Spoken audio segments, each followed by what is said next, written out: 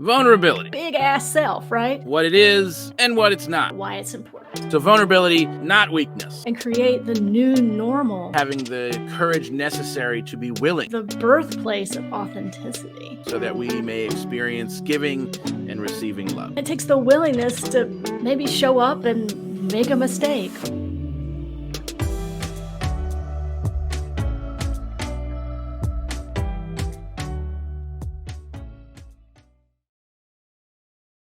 Hey there, I'm Reverend Ryan, and we are Soul Evolution Collaborative, a nonprofit based in universal spiritual principles, offering possibilities for navigating the evolution of life in an authentic and intentional way. And this is Truth Be Told 2.0. And this is our weekly series that we hopefully are changing the norms and bringing you inspiring and uplifting messages that kind of help us look at life a little bit differently. So welcome to episode 122. And we're starting a new series this month focused on the power of vulnerability. And so this week, we're doing a little defining and aligning. And so whenever we embark on a new adventure, it is important to know like where we're starting and where we're going. So hence the starting off with defining. And so today we begin our journey towards this ever greater understanding of vulnerability. We're going to explore what it is, what it isn't, and why it's even important. So vulnerability becomes like this crucial starting point for authenticity and connection. To the extent that we can foster it in ourselves, we can really create space for other people to do the same. And so that's what we're going to be doing today. We're going to be talking about what it is, what it isn't, and why it's important. So sit back and relax and enjoy this episode of Truth Be Told.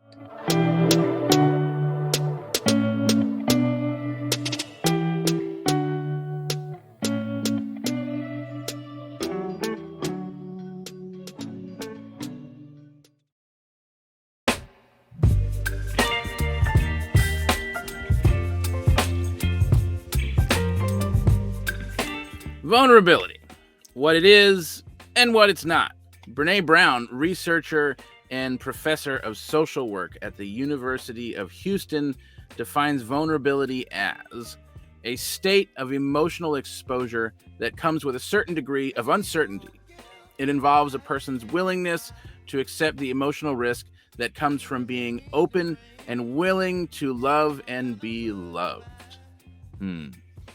Often we think of vulnerability as a weakness, as in when an immune system shows vulnerability to an illness, or when a plan has vulnerabilities to potential failure. I think we see vulnerability as this weakness that needs to be strengthened, right? That it's this very common response that vulnerability is bad, and so we must build strength, right? We must build our immune system, the strength of our immune system, so that we don't ever experience illness. We must build the viability of our plans so that there is no vulnerabilities, there's no potential for failure. And I think this is like a very, dare I say, American, United States, America response, like this psychological response to vulnerability, is that vulnerability is weakness. Any way you cut it, vulnerability is weakness, and we need to be strong. Our military is vulnerable, and so we, throw all this money at it. So we strengthen it. We strengthen our immune system. We strengthen our plan. We strengthen all the things so that vulnerability gets minimized and done away with. And so I think that this same idea somehow then carries over into the conversation about emotional vulnerability, which is really the vulnerability that we're talking about here, that we often talk about here, is this emotional vulnerability, the willingness to be open, to open ourselves to others, to experience love, to be loving, to receive love.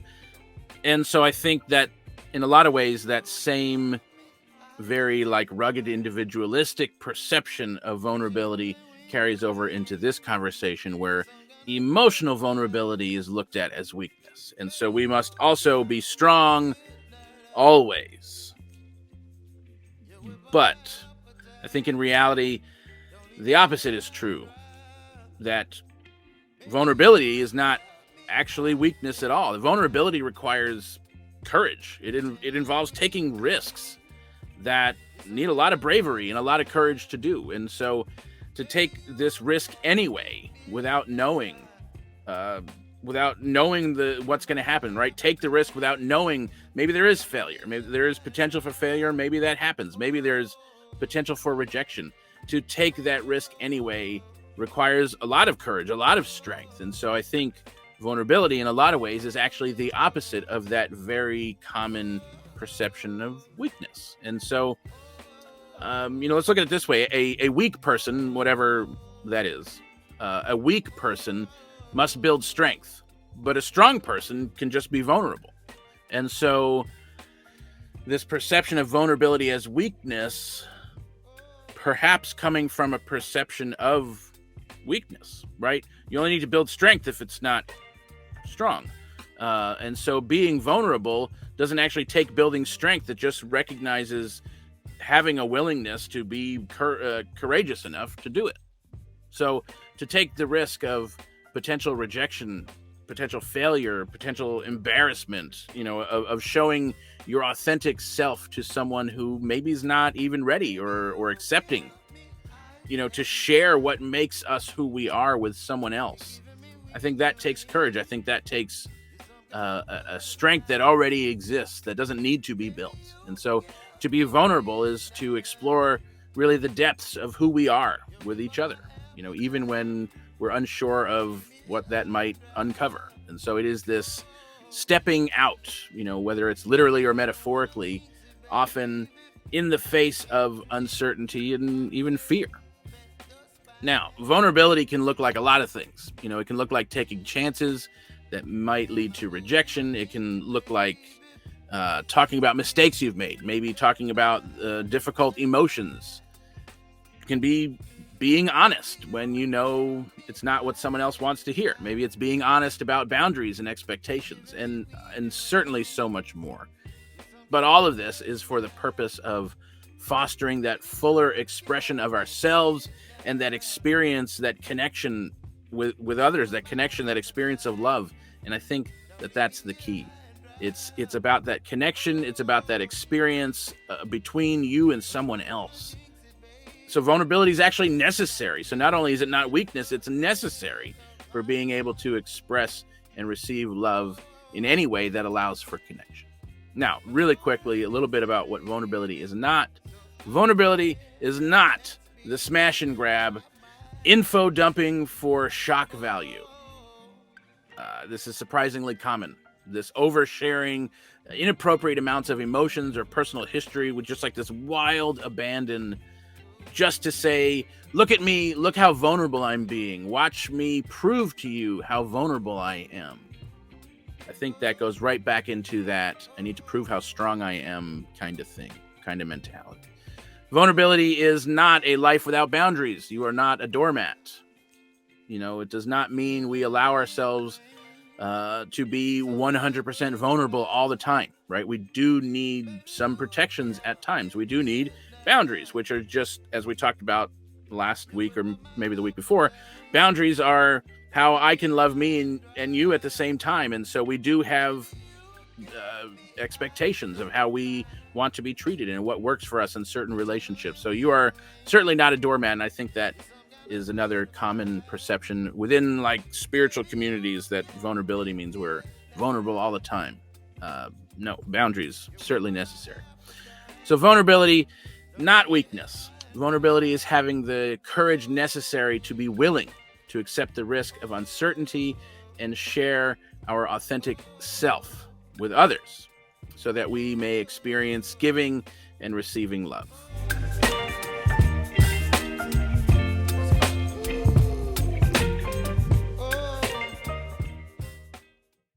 So several months back, we launched Socially Engaged Conversations, which is a monthly event. It's the first Friday of every month, and it is designed to intentionally bridge this us versus them divide, get rid of us and them, and step into a we mentality. And so our theme this month for April is trans rights are human rights. And this feels like such an important topic in general, but especially right now. You can sign up on our website. Just go to events, and there it is. There'll be a link for you to go and sign up. It has been hugely transformative. And I think this is just such a topical conversation this month. While you're here, remember to hit like, subscribe, maybe even drop a comment. We would love to hear from you, and thanks for watching.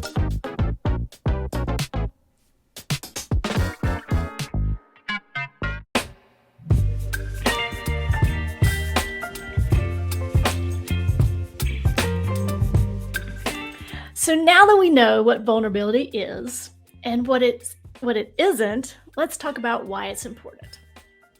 Now, vulnerability becomes the necessary action of both our self-expression and connection. Honestly, we can't have either of those things without vulnerability. So we talked a lot about authenticity last month. And I really think that vulnerability is kind of the birthplace of authenticity. When we're able to be vulnerable enough to show up as ourselves, whether it be to express our fullest expression of life or whether it be to connect with one another or with a group, it takes vulnerability. It takes the willingness to maybe show up and make a mistake, or show up and not everyone like us, or show up and you fill in the blank of what that fear may be. But it does take vulnerability to really actualize this idea of authenticity and connection. We can't do it without it.